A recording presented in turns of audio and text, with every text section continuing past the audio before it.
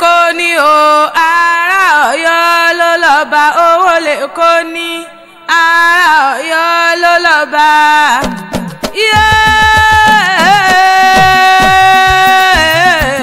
ẹ wá bá mi ká wọn bí ọjọ́ Arẹwà lóbìnrin ni Adéyínká Raimat Títílọpẹ́ ti sọ́jọ́ bí lónìí mo wá kí i o kórìjọ pẹ́ láyé o aya Bíọ́dún ṣe ń bẹ́ lé ní àbòròdé o mama Ali mo ní kó gbéra lẹ̀ kó dìde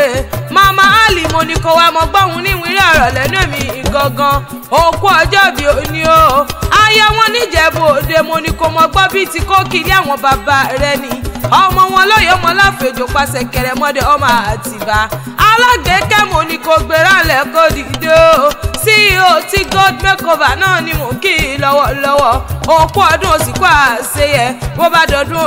rógbàgbó bó bá dọdún òbí àyàn ọdún kan ọmọ ní dẹ́kámọ́sẹ̀ rọ́mọbì lórí àtẹ ara pápá lábẹ́ tìbí kìjàkìjà lábẹ́ ẹ̀sìn òjòjò ní ìṣòwò kọ́mọlé náà jà àkókò làárọ̀ tá a lè ó mọ ọbẹ̀ ìran ọbẹ̀ níbẹ̀ sùn o ọmọ wọn lọ́yọ̀ ọmọ láàfin òjò pàṣẹ kẹrẹmọdé ọmọ Àtìbà ọmọ títìrí méjìlá kọ́mọ olúkọ ewu ilá tìrí lákó ikọ̀ tìrí kọ́wọ́ ẹ̀wọ̀ ẹ̀jẹ̀ ikọ̀ nǹkan tó tìrí ó pekú bẹ́ẹ̀ ni wọ́n tìrí ó pẹjọ kábà bá tìrí òdì tó lóko òkè ní kò tìrí kọ́ mọ̀mọ́ owó mọ́kó sọmọ rẹ̀ ní kútẹ̀ ẹ̀kún ajíṣe bí Ọ̀yọ́ lárí o Ọ̀yọ́ òkúkú ní ṣe bí bàbá ẹnìkan ọkọ̀ pín ní sí lọ́mẹ́rì tí Fọláyagi Ọ̀yọ́ lónìí kàrin kagbẹ́sẹ̀ kagbápá kó yẹ èèyàn níbi tó ti ní kó lówó gbowó wọ́n ti ní kó lówó gbowó wọ́n wá ní kí wọ́n fàdà kọ́wọ́ tiẹ̀ sílẹ̀ kó lè bá àdìjà kó lè bá dà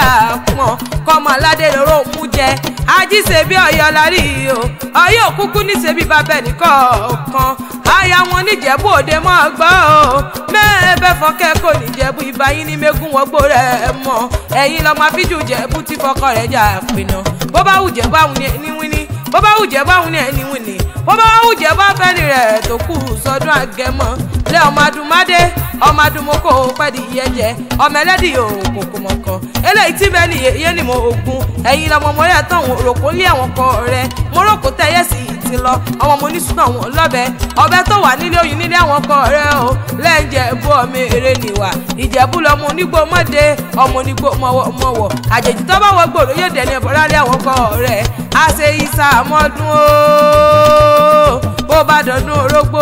àgbó bó bá dọdún òbí àyàn ọdún kan ọmọ ní dẹ́kámọ́sẹ̀ rọ́mọbì lórí àtẹ happy birthday to you o alágbèékẹ́ mi ti sọ́jọ́ bí lónìí mo wá kí i o kórìjọ òpẹ́ láyé kó dàgbà kó dògbó lágbára Ọlọ́run ọba o.